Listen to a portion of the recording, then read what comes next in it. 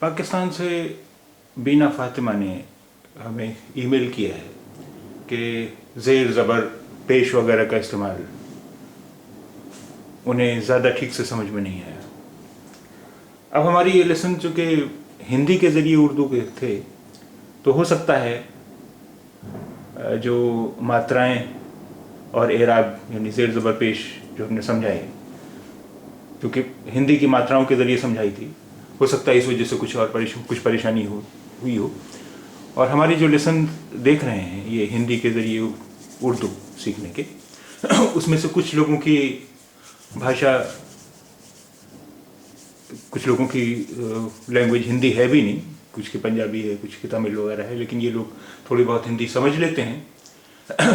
तो अब इन सारे लोगों के लिए मैं इस लेसन में अंग्रेज़ी के वावल्स के ज़रिए ज़ेर ज़बर पेश को समझाने की कोशिश करता हूँ। देखिए, ये लेटर है काफ,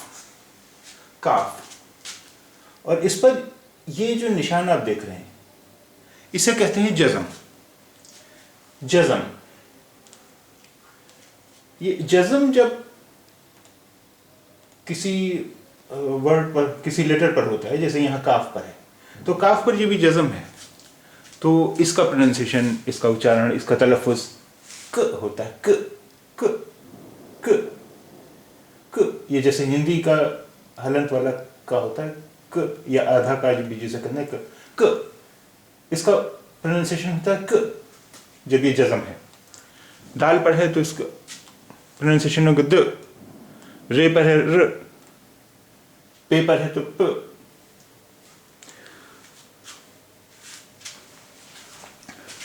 अब देखिए इसका वर्ड में इस्तेमाल, ये देखिए काफ जज़म, ये और अलिफ। काफ का तो प्रोनाउंसिएशन है क, और ये अलिफ हुआ या, तो हुआ क्या क्या क्या क्या। अब आप इसे इस तरह समझें कि अगर हमें क्या अंग्रेजी में लिखना होता तो KYA, तो क के बाद कोई वॉवल नहीं आया। इसका मतलब ये हुआ कि यहाँ काफ पर कोई वॉवल ना हो, यानी के बाद कोई वॉवल ना हो, तो उस वक्त जो यहाँ के का प्रोनाउंसिएशन होगा क्या क्या। अब आप देख रहे हैं क्या, तो ये तलफ़ुज़ होता है, ये प्रोनाउंसिएशन होता है अगर किसी हर्फ पर जज़म है। तो काफ पर जज़म है, इसलिए इसका उच्चारण, इसका तलफ़ुज़ क, और फिर या क्या क्या क्या। अब देखिए यहाँ काफ पर जज़म है, तो अब इसका तलफ़ुज़ हुआ का का का, क नहीं है, ये इसका उच्चारण, इसका प्रोनाउंसिएशन हुआ का का। जज़म के साथ था क, और इस पर ये ज़बर है, जब काफ पर ज़बर है तो ये हो का, दाल पर ज़बर है तो द, रे पर ज़बर है तो रा। तो अब इसका वर्ड में इस्तेमाल देखें, कल, कल, काफ ज़बर, का और लाम, कल कल। अब इसे अगर अंग्रेजी में लिखना हो तो KAL, कल। अब देखिए यहाँ काफ पर जज़म के बजाय जब ज़बर है, तो ये देखिए अंग्रेजी में जब हमने इसे लिखा तो के बाद ए आया, ए आ गया, एक वावल आ गया, का।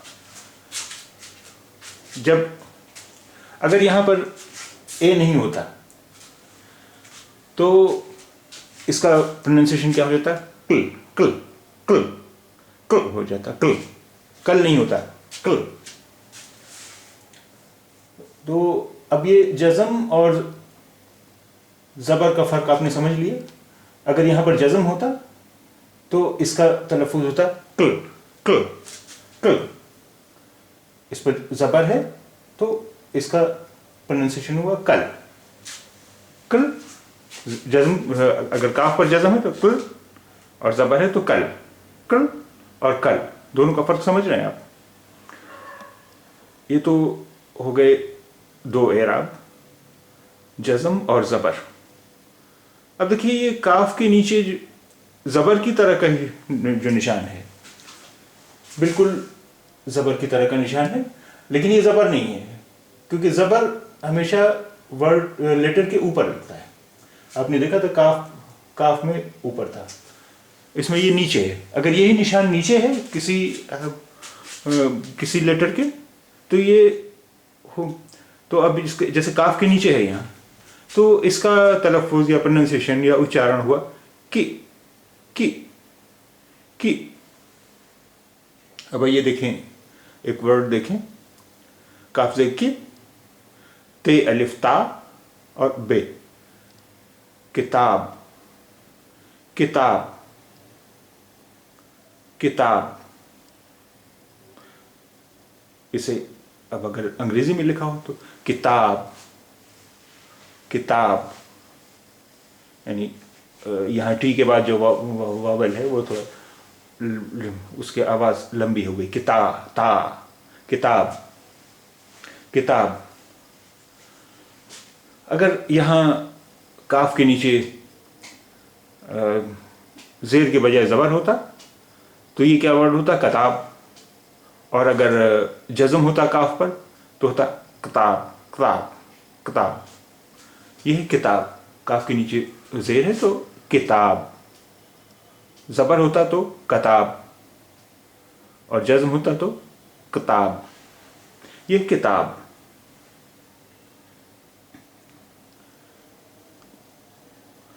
अब ये देखिए छोटी ये काफ के साथ जब छोटी ये मिल गया तो ये हो गए, इसकी आवाज़ हो गई की की की की की। काफ और छोटी ये की।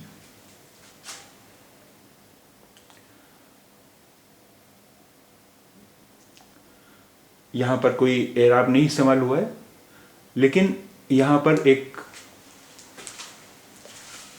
हर्फ एक लेटर इस्तेमाल हुआ है जिसे हर्फ कहते हैं। इस का नाम है छोटी ये, आप तो जानते ही हैं, आपको पहले बताया जा चुका है। तो काफ और छोटी ये हो गया की। ये छोटी ये जिस भी लेटर के बाद आएगा, जैसे दाल के बाद आता तो दी हो जाती उसकी आवाज़, रे के बाद आता तो री हो जाती आवाज़, जीम के बाद आता तो जी हो जाती आवाज़, जी। अब देखिए ज़ेर और छोटी ये में फ़र्क समझिए। अगर यहाँ ज़ेर होता, छोटी ये ना होता, तो इसकी आवाज़ होती कि, और काफ और छोटी ये है तो इसकी आवाज़ हो गई की।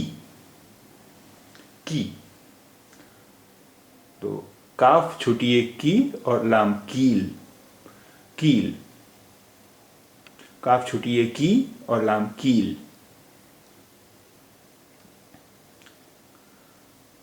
अब यहां देखिए काफ पर जो ये निशान है इसे कहते हैं पेश।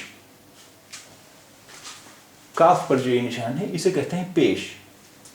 जब काफ पर पेश है तो इसकी आवाज हुई कु कु कु। दाल पर ये पेश होता तो दु, रे पर पेश होता तो रु, जीम पर पेश होता तो जु।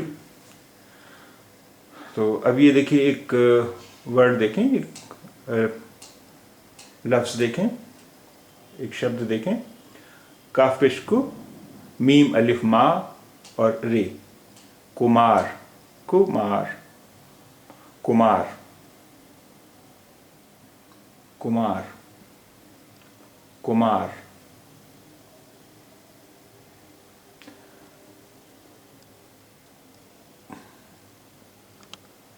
अब आइए देखें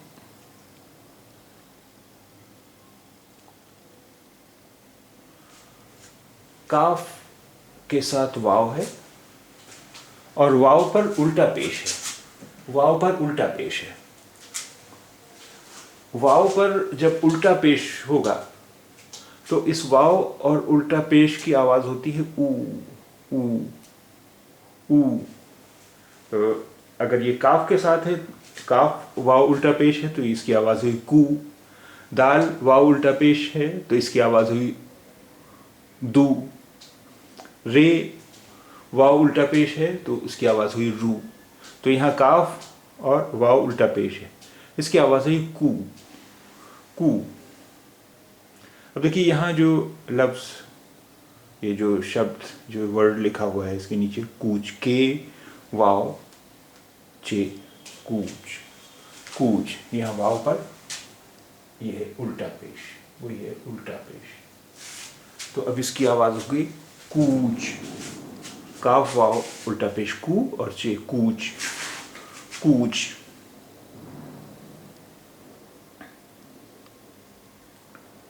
कूच।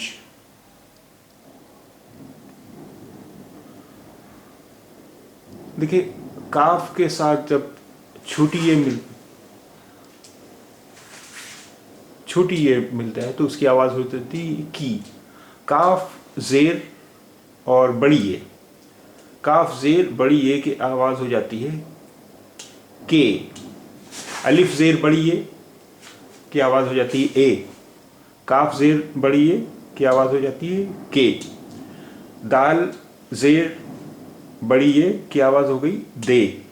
रे जेर बड़ी ये की आवाज हो गई रे। तो ये है के। अब आइए एक वर्ड देखें, काफ जेर बड़ी ये के, लाम अलिफ ला, केला। काफ जेर बड़ी ये के और लाम अलिफ ला, केला केला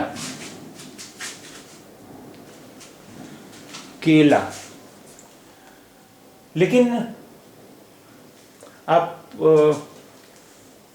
ये सवाल कर सकते हैं कि ये जब बीच में आया है, इसकी जो शक्ल है, और यहाँ पर अगर ये बड़ी ये के बजाय छोटी ये होता तो भी इसकी शक्ल यही होती, तो फिर दोनों में फ़र्क कैसे करें?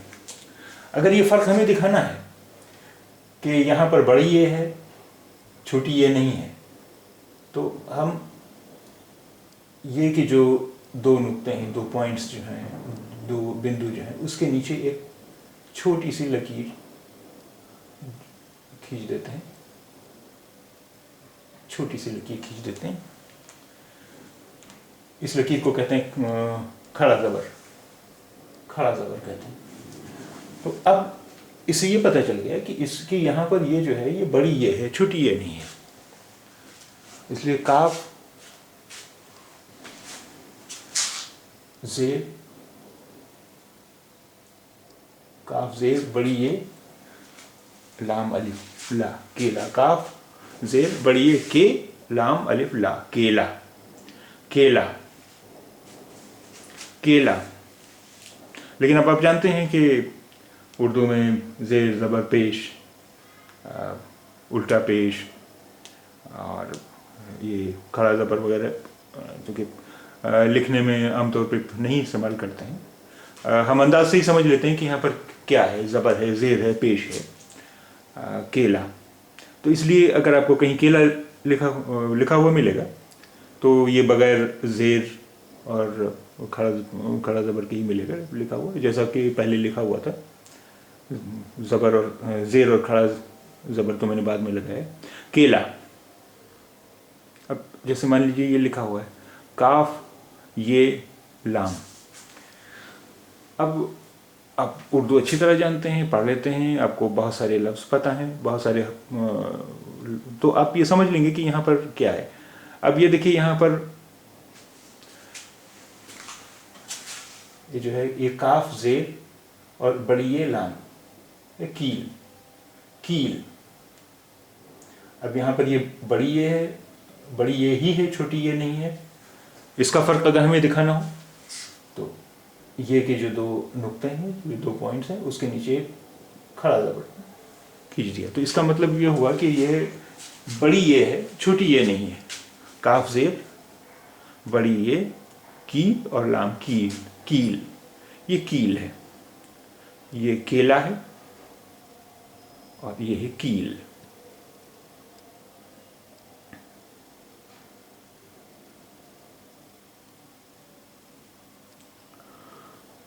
काफ ज़बर और बड़ी ये की आवाज़ होती है कै। अलिफ ज़बर बड़ी ये की आवाज़ हुई ए। काफ ज़बर बड़ी ये की आवाज़ हुई कै। दाल ज़बर बड़ी ये की आवाज़ हुई दै। रे ज़बर बड़ी ये की आवाज़ हुई रे।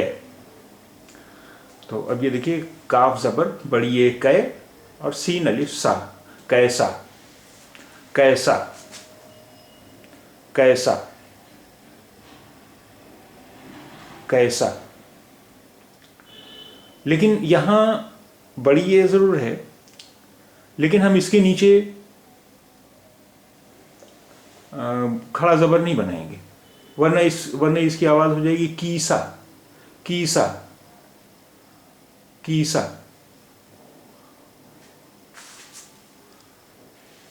इसलिए यहाँ पर हम सिर्फ अंदाज से ही समझेंगे कि ये बड़ी ये है। यहाँ अगर हमने खड़ा ज़बर ये के नीचे खींच दिया तो इस लफ्ज़ की आवाज़ हो जाएगी कीसा। ये कैसा है, कैसा। काफ ज़बर बड़ी ये, सीन अलिफ सा, कैसा, कैसा, कैसा, कैसा।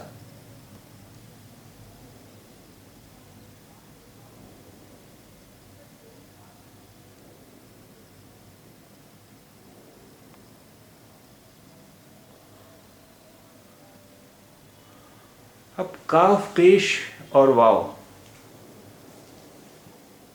काफ पर पेश होता तो उसकी आवाज़ होती कू, लेकिन काफ पेश और वाव है तो इसकी आवाज़ होगी को, को। सिर्फ काफ पर पेश होता, वाव नहीं होता उसके बाद, तो इसकी आवाज़ होती कू। लेकिन पेश वाव भी है इसके साथ, तो इसकी आवाज़ हुई को। अलिफ पेश वाव की आवाज़ हुई ओ। काफ पेश वाव की आवाज़ हुई को। दाल पेश वाव की आवाज़ हुई दो। रे पेश वाव की आवाज़ हुई रो। तो काफ पेश वाव को, रे अलिफ रा, कोरा। काफ पेश वाव को, रे अलिफ रा, कोरा, कोरा। काफ पेश वाव को, रे अलिफ रा, कोरा। अब देखिए, काफ ज़बर वाव, काफ ज़बर और वाव की आवाज़ हुई कौ, कौ। काफ ज़बर वाव हुआ कौ, काफ ज़बर वाव कौ। काफ ज़बर वाव कौ और नून कौन। काफ ज़बर वाव कौ और नून कौन, कौन, कौन।